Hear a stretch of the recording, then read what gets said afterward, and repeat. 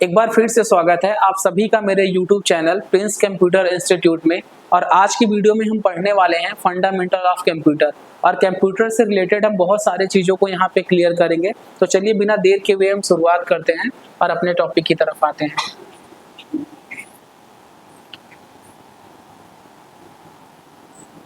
यहाँ पे जैसा कि देख सकते हैं जो हमारा सबसे पहला चैप्टर है इसको बोल रहे हैं इंट्रोडक्शन टू कंप्यूटर, कंप्यूटर का परिचय। ठीक है, इंट्रोडक्शन टू कंप्यूटर, कंप्यूटर का परिचय। जैसा कि हम जान रहे हैं कंप्यूटर एक इलेक्ट्रॉनिक मशीन है जो हमारे द्वारा दिए गए निर्देशों पर कार्य करती है। कंप्यूटर क्या है? एक प्रकार की इलेक्ट्रॉनिक मशीन है जो हमारे द्वारा दिए गए निर्देशों पर कार्य करती है। हम इसको जो इंस्ट्रक्शन देंगे ये वही काम करेगा। ठीक है, इसके बाद कंप्यूटर हार्डवेयर और सॉफ्टवेयर से मिलकर बना है। यह एक सार्वभौमिक मशीन है। कंप्यूटर दो भागों से मिलकर बना है, हार्डवेयर एंड सॉफ्टवेयर। हार्डवेयर क्या चीजें होती हैं? इलेक्ट्रॉनिक कंपोनेंट, छोटे छोटे चीजों से मिलकर जो कंपोनेंट बने होते हैं उनको हम क्या बोलते हैं? हार्डवेयर। जैसे ये है हमारा माइक, तो इसमें एक एलईडी लगी है, इसमें फिर बटन लगे हैं, तो छोटे छोटे इलेक्ट्रॉनिक कंपोनेंट मिलके क्या बनते हैं? हार्डवेयर। तो हम कह सकते हैं collection of electronic component is called as hardware. और बात करते हैं सॉफ्टवेयर। सॉफ्टवेयर हमारे प्रोग्राम होते हैं, सेट ऑफ इंस्ट्रक्शन होते हैं या कलेक्शन ऑफ इंस्ट्रक्शन होते हैं। कलेक्शन ऑफ इंस्ट्रक्शन हमारे हो जाते हैं program and collection of program हमारे हो जाते हैं सॉफ्टवेयर। यानी कि प्रोग्रामों के समूह को हम क्या कहते हैं? सॉफ्टवेयर कहते हैं। तो कंप्यूटर हार्डवेयर और सॉफ्टवेयर से मिलकर बना है। यह एक सार्वभौमिक मशीन है। सार्वभौमिक का मतलब मल्टी फंक्शनल मशीन है, एक साथ कई कार्यों को करने की क्षमता रखता है। चाहे तो हम एक तरफ म्यूजिक भी प्ले करें और चाहे तो एक तरफ हम चैट भी करते रहे। कंप्यूटर शब्द की उत्पत्ति कंप्यूट शब्द से हुई है। कंप्यूट शब्द एक लैटिन भाषा का वर्ड है, कंप्यूट। कंप्यूटर लैटिन भाषा का एक वर्ड है कंप्यूट, जिसका मतलब होता है गणना करना। अब जैसा कि हम यहाँ पे देखते हैं जो कंप्यूट है, कंप्यूट हमारा वर्ब है। कंप्यूट हमारा क्या है? वर्ब है, जिसका मतलब क्या होता है? गणना करना। अगर इसी में हम ER लगा के जोड़ दें तो ये क्या हो जाएगा? हमारा नाउन हो जाएगा, यानी कि गणना करने वाला। तो ये हमारा है कंप्यूटर। दुनिया की वो सारी मशीनें जो गणना करने का कार्य करती हैं वो कंप्यूटर हैं। ठीक है, इतनी चीजें। लेकिन एक चीज आप जानिए कि जब दुनिया में सबसे पहले कंप्यूटर नहीं आया था तो मानव गणनाएं कैसे करता था? आदि मानव जो केव मैन थे, यानी कि गुफाओं में रहने वाले लोग थे, जब कंप्यूटर नहीं था तो वो गणनाएं कैसे करते थे? वो अपने हाथ और पैर की उंगलियों से गणनाएं किया करते थे। आज जैसे देखिए बच्चा क्लास 2 में है, 3 में है, हम उसको गणना करना कैसे सिखाते हैं? अपनी उंगलियों से कि 5 में अगर 2 जोड़ो तो 7 हो जाएगा, 5 में से अगर क्या काम करो 2 माइनस करो तो 3 बचेगा। तो ये जो मेथड है ये कहीं अचानक से विकसित नहीं हो गई है, ये बहुत पहले से चली आ रही है। अच्छा, एक चीज़ मैं इस वीडियो में और भी क्लियर कर देना चाहता हूँ।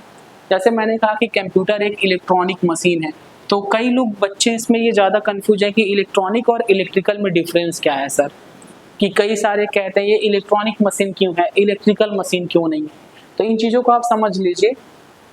जहाँ पर इलेक्ट्रॉन का प्रवाह तांबा, चांदी,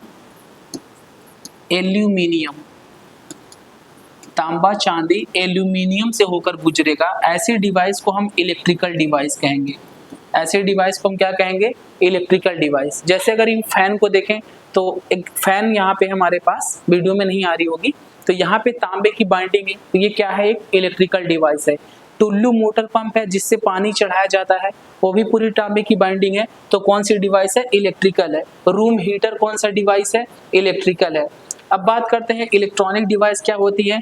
इलेक्ट्रॉनिक डिवाइस वो होती है जहाँ पे इलेक्ट्रॉन का प्रवाह तांबा, चांदी, एल्युमिनियम से ना होकर के PCB से होकर गुजरता है। PCB का फुल फॉर्म होता है प्रिंटेड सर्किट बोर्ड।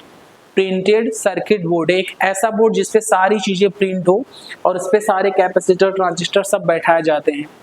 वहां पे क्या होगा? इलेक्ट्रॉनिक डिवाइस होगा। एक चीज याद रखिएगा, इलेक्ट्रॉनिक डिवाइस हमेशा DC धारा को सपोर्ट करते हैं, इलेक्ट्रिकल हमेशा AC को सपोर्ट करते हैं। अब जैसे मैं बता दूं, कंप्यूटर में जब हम बिजली देते हैं, तो जो उसका SMPS होता है, SMPS switched mode power supply, वहां तक तो मतलब यहाँ SMPS तक तो AC धारा आती है, लेकिन SMPS उसको कन्वर्ट करके DC में बदल देता है। फिर वही DC धारा हमारे मदरबोर्ड को मिलती है। ये देखिए हमारे पास एक मदरबोर्ड है, आप देखो यहाँ पे कहीं भी कहीं भी जो कहीं आपको लंबे लंबे तार नहीं दिखाई देंगे। एक पीसीबी पैनल है जिसपे सारी चीजें प्रिंट है कि ये यहाँ बैठेगा, ये यहाँ बैठेगा, तो ये यानी कि इलेक्ट्रॉनिक डिवाइस है। ऐसे ही हमारा टीवी का रिमोट है, हमारा मोबाइल फोन है, ये सब कौन सी डिवाइस है? इलेक्ट्रॉनिक डिवाइस है। अच्छा, एक कभी कभी क्वेश्चन आता है, कुछ बच्चे पूछते हैं कि सर अगर कंप्यूटर एक इलेक्ट्रॉनिक डिवाइस है या इलेक्ट्रिकल डिवाइस है जो भी है, तो हमारा फैन है, फैन भी तो इलेक्ट्रॉनिक है, तो क्या फैन भी इलेक्ट्रॉनिक डिवाइस है? तो आप इन चीज़ों को ध्यान रखिए। फैन गणना करने का तो काम नहीं कर रहा है, मैंने पहले ही आपको बताया कंप्यूटर हम उनको कहते हैं जो गणना करने का काम करते हैं। फैन तो बस हवा देने का काम कर रहा है, गणना नहीं करने का काम कर रहा है, तो फैन हमारा इलेक्ट्रॉनिक डिवाइस कंप्यूटर नहीं होगा। चलिए अब बात करते हैं हम यहाँ पे। कंप्यूटर शब्द की उत्पत्ति लैटिन भाषा के कंप्यूट शब्द से हुई थी, जिसका अर्थ है गणना करना। कंप्यूटर को हिंदी में संगणक या गणक दोनों कहते हैं। गणक मतलब होता है गणना करने वाला, संगणक का मतलब होता है संख्याओं की गणना करने वाला, जो तेज गति से अरिथमेटिक एंड लॉजिकल ऑपरेशंस को करता है। अरिथमेटिक का मतलब होता है जो आपकी गणनाएं वाली चीजें हो, जैसे प्लस माइनस मल्टीप्लाई डिवाइड। और लॉजिकल ऑपरेशंस क्या होते हैं? जैसे आपका एट द रेट है, हैश है, ठीक है, ये सब है, ये सारे सिंबल्स लॉजिकल वैल्यू में कहलाएंगे। तो ये सब फॉर्मूले आपके आ जाते हैं एक्सेल से, जैसे इज इक्वल टू सम, तो ये सब फॉर्मूले जो है लॉजिकल वैल्यू कहलाएंगे। कंप्यूटर जिनको क्या करता है, काफी तेज गति से करता है। Computer perform various task, computer विभिन्न कार्यों को करता है। अब जैसे इसको देख लेते हैं।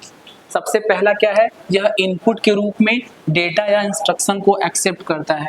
अगर हमें कंप्यूटर को कोई बात समझानी है तो हमें इनपुट देना होगा उसके अंदर। जैसे हमें कंप्यूटर में कुछ चीज़ें टाइपिंग करनी है तो हमें क्या करना होगा? ऐसे हमें कंप्यूटर में 5 + 3 ये लिखना है तो हमें क्या करना होगा? टाइपिंग करना होगा। टाइपिंग करके उसके अंदर क्या करना होगा? इनपुट देना होगा। और जिन डिवाइसों की मदद से हम उसके अंदर इनपुट देते हैं, उन डिवाइसों को हम इनपुट डिवाइस कहते हैं, ठीक है। और कंप्यूटर अपना रिजल्ट हमें आउटपुट के रूप में देता है, यानी कि आउट मीन्स बाहर, पुट मीन्स रखना। और जिन डिवाइसों की मदद से वो अपना रिजल्ट हमें आउटपुट के रूप में देता है, उन डिवाइसों को आउटपुट डिवाइस कहेंगे, ठीक है। आगे देखते हैं। यह डेटा और इंस्ट्रक्शन को स्टोर करता है। हम इसको जो भी डेटा या इंस्ट्रक्शन देंगे वो इसको क्या करता है? स्टोर करके रखता है। जो भी इसको हमने आंकड़े दिए हैं या निर्देश दिए हैं, ये सब अपने अंदर क्या करता है? स्टोर करके रखता है।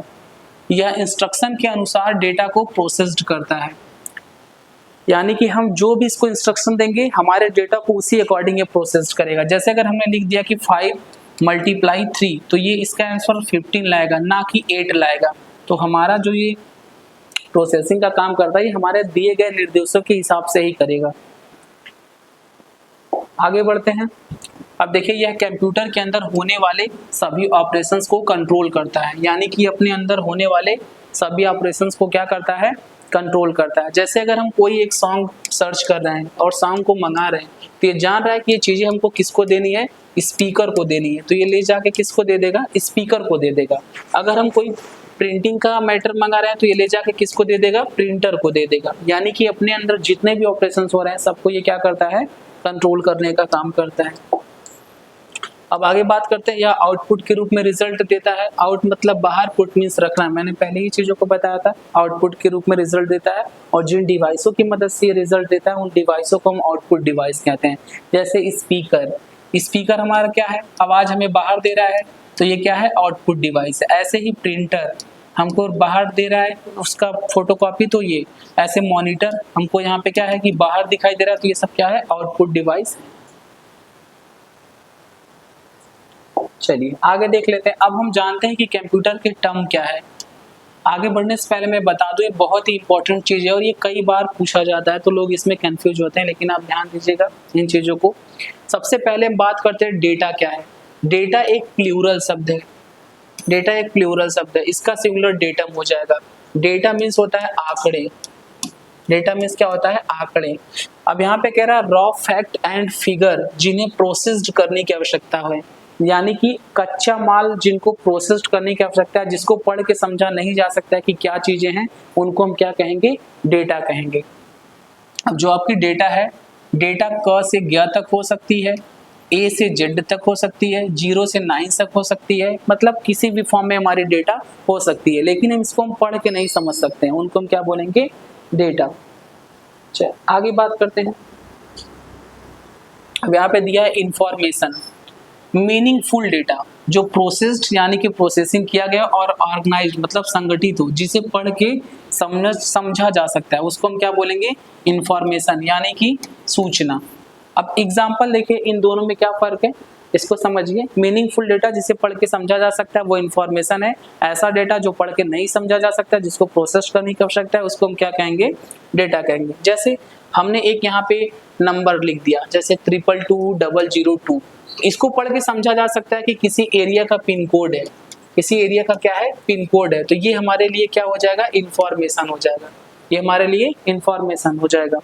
लेकिन यहीं पे अगर हम एक कोई नंबर लिख दे रहे हैं, जैसे हम नॉर्मली लिख दे रहे हैं और 432-160, तो अगर इसकी बात किया जाए तो ये हमारे लिए क्या है, डेटा है, यानी कि कच्चा माल है। अब इसको पढ़ के समझा नहीं जा सकता है। कुछ लोग बोलेंगे कि सर पढ़ के समझा जा सकता है, ये तो मोबाइल नंबर है, तो बिल्कुल नहीं। अभी आप इस पे कॉल करोगे तो बताएगा this number is a completely wrong, यानी कि अभी प्रोसेस नहीं है, बस एक नॉर्मल नंबर है, केवल और केवल एक नॉर्मल नंबर है, तो इसको हम क्या बोलेंगे, डेटा।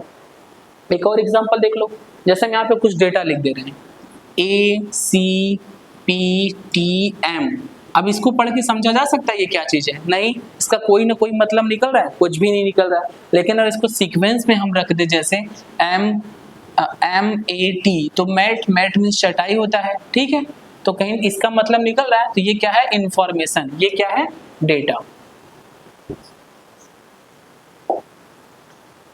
आगे बात करते हैं इंस्ट्रक्शन। इंस्ट्रक्शन मीन्स होता है निर्देश। इंस्ट्रक्शन क्या चीजें होती हैं, कमांड जो कंप्यूटर को बताता है कि क्या करना है, वही आपका इंस्ट्रक्शन है। जो कंप्यूटर को बताया कि क्या करना है वो क्या है, हमारा इंस्ट्रक्शन है।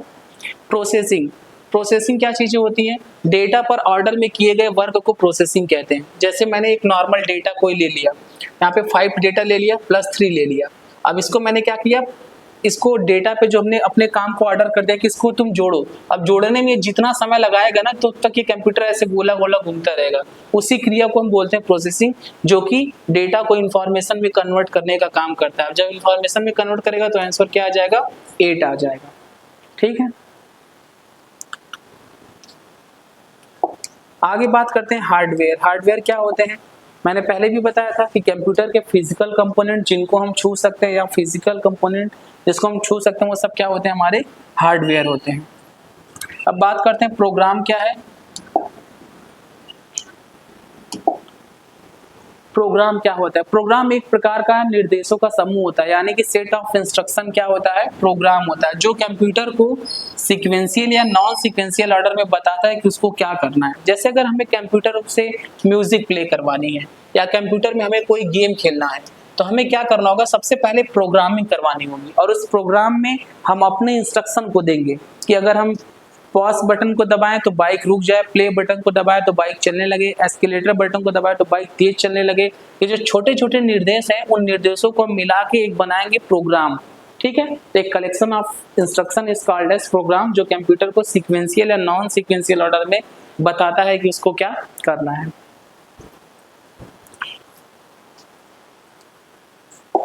आगे हम बात करते हैं कि सॉफ्टवेयर क्या होते हैं। सॉफ्टवेयर तो प्रोग्रामों के समूह को हम क्या कहते हैं, सॉफ्टवेयर, जिसके द्वारा कंप्यूटर किसी विशेष कार्य को करता है। मतलब अलग अलग चीजों के लिए अलग अलग सॉफ्टवेयर बनाए जाते हैं। जैसे अगर हमें जोड़ना घटाना करना है तो हम क्या बनाएंगे उसके लिए, कैलकुलेटर। हमें म्यूजिक सुनना है तो हम क्या बनाएंगे, MX प्लेयर। मतलब सॉफ्टवेयर क्या चीजें होते हैं, प्रोग्रामों को समूह को हम क्या बोलेंगे, सॉफ्टवेयर। एक collection of program is called as software, जो कि किसी विशेष कार्यों के लिए बनाया जाता है। अब बात करते हैं कि major component of computer. Computer के जो मुख्य घटक हैं वो क्या क्या हैं। इसी 4 लाइन पे आपका पूरा का पूरा फंडामेंटल खत्म हो जाएगा, और ये बहुत ही इंपॉर्टेंट चीजें हैं। देखिए इसमें सबसे पहला जो यूनिट है वो आपका है CPU। CPU को हम प्रोसेसर के नाम से भी जानते हैं, CPU को हम माइक्रो प्रोसेसर के नाम से भी जानते हैं, CPU को हम ब्रेन ऑफ कंप्यूटर के नाम से जानते हैं, और CPU को हम सेंट्रल प्रोसेसिंग यूनिट के नाम से जानते हैं, जो कि यहाँ पे लिखा है। अब एक व्यक्ति थे जिनका नाम था फेडरिको फॉगिन। फेडरिको फॉगिन, तो इन्होंने ही CPU की खोज की थी। तो तो सीपीयू को ब्रेन ऑफ कंप्यूटर बोलते हैं, यानी कि कंप्यूटर का ब्रेन है जो कि प्रोसेसिंग करने का काम करता है। अगर सीपीयू ना हो तो हमारा कंप्यूटर अच्छे से काम नहीं करेगा या कोई काम ही नहीं कर पाएगा, इसलिए सबसे महत्वपूर्ण इकाई क्या है आपकी, सीपीयू है। सेकेंड बात करते हैं मेमोरी यूनिट। मेमोरी यूनिट क्या है? मेमोरी यूनिट वही यूनिट है जो चीज़ों को याद रखने का काम करती है। कंप्यूटर के अंदर जो भी हम चीज़ें रखते हैं वो उसको याद करने का काम करती है और उसको स्टोर करने का काम करती है। उसके बाद आपका इनपुट डिवाइस है, जिन डिवाइसों के द्वारा हम कंप्यूटर में अपनी बातें पहुंचाते हैं, अपने सूचना, अपने इंस्ट्रक्शन को पहुंचाते हैं, उनको हम क्या बोलते हैं, इनपुट डिवाइस। आउटपुट डिवाइस वे डिवाइस कंप्यूटर जिसकी मदद से अपने इंफॉर्मेशन को हमारे तक पहुंचाता है। मैंने बताया था, जैसे इसमें आपका एग्जांपल हो जाएगा स्पीकर, प्रिंटर, तो ये सब क्या है, ये सब हमारे आउटपुट डिवाइस हैं।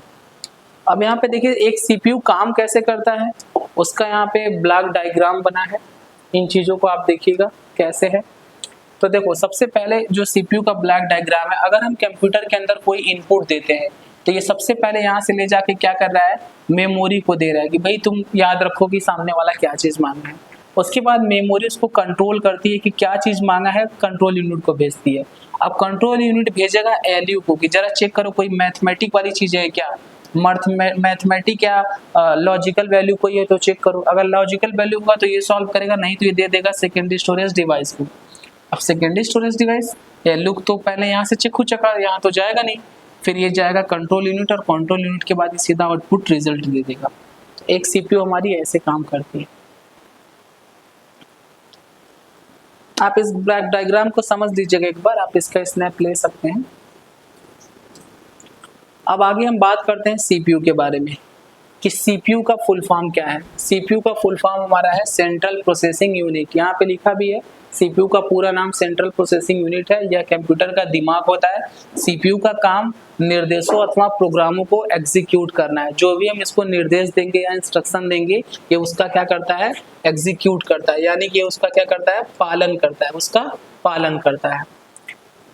सीपीयू 3 यूनिट से मिलकर बना है। सबसे पहला है कंट्रोल यूनिट, फिर अर्थमेटिक एंड लॉजिकल यूनिट, फिर उसके बाद जनरल पर्पस रजिस्टर या मेमोरी यूनिट। ये 3 चीजें सीपीयू के अंदर होती हैं। अब सबसे पहले बात करेंगे कि कंट्रोल यूनिट का। तो कंट्रोल यूनिट का काम क्या है, इसका नाम पूरा नाम कंट्रोल यूनिट है और सीयू कंप्यूटर सिस्टम के सभी कार्यों को नियंत्रित करने का काम करता है, कंट्रोल करने का काम करता है। और यह क्या है, सीपीयू का सबसे महत्वपूर्ण यूनिट है क्योंकि ये सारा काम कंट्रोल करने का कर रहा है। इसके बाद एएलयू है, इसका पूरा नाम अरिथमेटिक लॉजिकल यूनिट है। यह कंप्यूटर की प्रमुख यूनिट होती है। इसके द्वारा कंप्यूटर में सभी अरिथमेटिक एवं लॉजिकल कार्य किए जाते हैं या प्रोसेसर के अंदर होती है।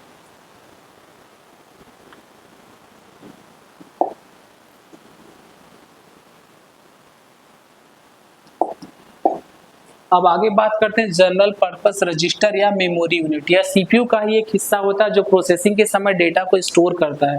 जैसे सपोज कर मैं यहाँ पे 5 और +3 को अगर कहीं भी हम लिखें तो इस वैल्यू को ये स्टोर करके रख रहा है, तभी तो ये आंसर जोड़ के 8 दे रहा है। नहीं तो अगर ये स्टोर ही करके ना रखे तो जोड़ेगा किसको। यह सबसे फास्ट मेमोरी होती है, क्यों, क्योंकि यह सीपीयू के सबसे नजदीक होती है। अब यहाँ पे बात करते हैं, आप देखिए यहाँ सीपीयू का एक चित्र बना है। ये आपका सीपीयू है। यहाँ पे कोर i3, i7, i5 कई प्रकार के होते हैं। देखो जो ये सीपीयू होता है, यदि इसी को हम 2 भागों में बांट दें तो इसको बोलते हैं डुअल कोर। 3 भागों में बांट दें तो कोर i3, ऐसे ही 4 भागों में बांट दें तो क्वाड कोर होता है, ऐसे ही 8 भागों में बांट दें तो ऑक्टा कोर होता है। ठीक है, तो इसके अंदर जितने भागों में हम बांटेंगे उतना कोर जाएगा और जितना ज्यादा आपका कोर एडवांस है, जनरेशन एडवांस है, उतना ज्यादा आपका कंप्यूटर काम करेगा। इसके बारे में हम डिटेल में बात करेंगे आगे की वीडियो में, अभी बस हमें बेसिक समझना है इसका। अब बात करते हैं क्लासिफिकेशन ऑफ कंप्यूटर की। यहाँ तक चीजें क्लियर है। अगर बात किया जाए कंप्यूटर के वर्गीकरण का, तो कंप्यूटर को 2 भागों में वर्गीकरण किया गया है, कार्य के आधार पे और आकार के आधार पे। यदि बात किया जाए कार्य के आधार पे हम कंप्यूटर को 3 भागों में बांटते हैं, एनालॉग, डिजिटल एंड हाइब्रिड। और बात किया जाए आकार के आधार पे तो micro, mini, main frame and super, 4 भागों में बांटते हैं। तो सबसे पहला जो हमारा है on the basis of work and on the basis of size. तो हम देखेंगे सबसे पहले on the basis of work, यानी कार्य करने के आधार पे कंप्यूटर कितने प्रकार हैं। तो कार्य करने के आधार पे कंप्यूटर हमारे 3 प्रकार के हैं, एनालॉग, डिजिटल एंड हाइब्रिड। अब आज की वीडियो में हम इन तीनों चीज़ों को क्लियर करेंगे, क्या क्या चीज़ें हैं इसको समझते हैं। सबसे पहला बात करते हैं एनालॉग कंप्यूटर की। एनालॉग कंप्यूटर वे कंप्यूटर होते हैं जो भौतिक मात्राओं को मापते हैं, जैसे लंबाई, चौड़ाई, दाब, ताप आदि, और यह उनके साथ साथ 2 परिमापों के बीच तुलना भी करते हैं। जैसे तराजू की, इतना मान लो कि तराजू का बाट 5 किलो, इधर सब्जी रखी है तो सब्जी दोनों बराबर है कि नहीं, तो दोनों का क्या करता है, तुलना भी करता है और उनका माप भी करता है। और एनालॉग कंप्यूटर वे कंप्यूटर होते हैं जो अपना रिजल्ट हमें एनालॉग सिग्नल के रूप में देते हैं। इनका यूज हम साइंस के क्षेत्रों में और इंजीनियरिंग के क्षेत्रों में करते हैं। ये डिजिट के रूप में ना दिखा के अपना रिजल्ट हमें किस फॉर्म में देंगे, एनालॉग सिग्नल के रूप में। अब देखो, जैसे अगर हम बात किया जाए बाइक की स्पीडोमीटर की, जो बाइक में स्पीडोमीटर लगा है हमारा, तो स्पीडोमीटर हमें क्या कर रहा है, डिजिट में ना करके ऐसे सुई के रूप में बता रहा है कि अभी आप बाइक 20 पे भगा रहे हैं या फिर 40 की स्पीड भगा रहा है, तो एक कहीं ना कहीं सिग्नल दे रहा है। तो बाइक की स्पीडोमीटर कौन सा कंप्यूटर है, एनालॉग कंप्यूटर है। अब जो हमारी एनालॉग वॉच है, इसमें एनालॉग सुई लगी है, जो मतलब अंक ना दिखा करके सुई से इशारा कर रही है कि 5 बजे हैं, 3 बजे हैं, तो वो हमारे कौन से कंप्यूटर होंगे, एनालॉग कंप्यूटर। ऐसे ही हमारा थर्मामीटर है। थर्मामीटर क्या काम करता है, जो हमारे बुखार को माप के बताता है, कि कितना डिग्री का बुखार है, तो पारा उसका संकेत करता है कि भाई इतना डिग्री सेल्सियस का इनको बुखार है। लेकिन आजकल तो डिजिटल थर्मामीटर भी आ गए हैं। ऐसे ही हमारा इंची टेप है। इंची टेप से हम क्या करते हैं, लंबाई चौड़ाई मापते हैं। बैरोमीटर है जो हवा को मापते हैं। तो ये सब क्या चीजें हैं, ये सब हमारे एनालॉग कंप्यूटर का उदाहरण है। ऐसे कंप्यूटर जो अपना रिजल्ट हमें एनालॉग सिग्नल के रूप में देते हैं, उन कंप्यूटरों को हम एनालॉग कंप्यूटर कहेंगे। ऐसे वोल्ट मीटर है जो आपका वोल्टेज दिखाता है, वोल्ट मीटर, ये कौन सा कंप्यूटर है, एनालॉग कंप्यूटर है। थर्मामीटर भी है, ये सब है। 2 परिमापों के बीच तुलना भी करते हैं। इसका मतलब जैसे तराजू हमारा क्या काम करता है, एक तरफ तो हमारी इधर रखी हुई सब्जियों को मापता है, एक तरफ इधर बाट रखा है कि दोनों बराबर है कि ज्यादा है। यहाँ पे देखिए एनालॉग कंप्यूटर का चित्र बना है जो कि सिग्नल के रूप में डेटा को दिखा रहे हैं। अब दूसरा बात करेंगे डिजिटल कंप्यूटर। डिजिटल कंप्यूटर वे कंप्यूटर होते हैं जो अपना रिजल्ट एनालॉग सिग्नल के रूप में न देकर के डिजिट के रूप में देते हैं, ठीक है। और यह computer calculation and logical operation करते हैं। डिजिटल कंप्यूटर में डेटा एवं प्रोग्राम को 0 और 1 में परिवर्तित करके उसको इलेक्ट्रॉनिक रूप में ले लेता है। यानी डिजिटल कंप्यूटर किसी भी इंफॉर्मेशन को किस फॉर्म में समझते हैं, 0 और 1 की फॉर्म में समझते हैं। 0 का मतलब ये होता है कि सर्किट के अंदर कोई भी करंट नहीं जा रहा है। 0 का मतलब सर्किट का मतलब कोई के अंदर कोई भी करंट नहीं जा रहा है, यानी 0 का मतलब हमारा ऑफ हो जाएगा। 1 का मतलब ऑन होता है। इन चीज को ध्यान रखिएगा। यह कंप्यूटर डिजिटल सिग्नल पर काम करती है। डिजिटल सिग्नल का मतलब सुई की तरह इशारा न करके डिजिट के रूप में दिखाती है। अधिकांशतः कंप्यूटर डिजिटल कंप्यूटर ही होते हैं। जैसे IBM का फुल फॉर्म है इंटरनेशनल बिजनेस मशीन। इसको ध्यान रखिएगा आप लोग, इंटरनेशनल बिजनेस मशीन। एक व्यक्ति थे जिनका नाम था हरमन होलेरिथ। इनका एक कंप्यूटर था जिसका नाम है टैबुलेटिंग मशीन। उस टैबुलेटिंग मशीन के नाम से इन्होंने एक कंपनी बनाई थी जिसका नाम टैबुलेटिंग मशीन रखा था इन्होंने। बाद में उसका नाम 1924 में बदल के इन्होंने क्या कर दिया, IBM कर दिया। ये हरमन होलेरिथ बहुत ही इंपॉर्टेंट व्यक्ति है, ध्यान रखिएगा। भारत में जो सबसे पहली बार कंप्यूटर लगाया गया था, सबसे पहला जो कंप्यूटर लगाया गया था उसका नाम हेक था। हेक मीन्स होता है होलेरिथ इलेक्ट्रॉनिक कंप्यूटर, यानी कि वो हरमन होलेरिथ का ही कंप्यूटर था। इनका नाम याद रखिएगा, ये कई बार पूछा भी जा सकता है। भारत में सबसे पहली बार जो कंप्यूटर लगाया गया था वो ISI में लगाया गया था, इंडियन स्टैटिस्टिकल इंस्टीट्यूट, जो कि आपके कोलकाता में है। इंडियन स्टैटिस्टिकल इंस्टीट्यूट, भारत में सबसे पहली बार कंप्यूटर यहीं पे लगाया गया था, जिस कंप्यूटर का नाम था हेक, होलेरिथ इलेक्ट्रॉनिक कंप्यूटर। ये हो गई। तो इसके एग्जाम्पल क्या है, जैसे IBM का PC पर्सनल कंप्यूटर, एप्पल मैकिन्टॉश और आज के समय में जो आधुनिक स्मार्टफोन है, ये सब हमारे कौन से कंप्यूटर हैं, डिजिटल कंप्यूटर है। यहाँ पे मैंने बताया कि कंप्यूटर किसी भी चीज़ों को, जो डिजिटल कंप्यूटर है, 0 और 1 के फॉर्म में समझता है। तो इसको एक बार देख लीजिए। जैसे कंप्यूटर को समझना है कि 20, तो ये कैसे समझेगा, तो ये बाइनरी लैंग्वेज समझता है। मैं इसको सॉल्व कर देता हूँ। यहाँ पे जैसे 2 बार आप में ले जाइए, इधर रिमाइंडर आपको लिखना है, इधर आपको लिखना है रिमाइंडर। जैसे 2 बार में ले जाइए तो 2 दहा में 20, ये कट जाएगा, बचेगा 0। फिर यहाँ पे 2 पच्चे 10 हो जाएगा, बचेगा 0। 2 दूना 4 हो जाएगा, बचेगा 1। फिर 2 एक कम 2 हो जाएगा, बचेगा 0।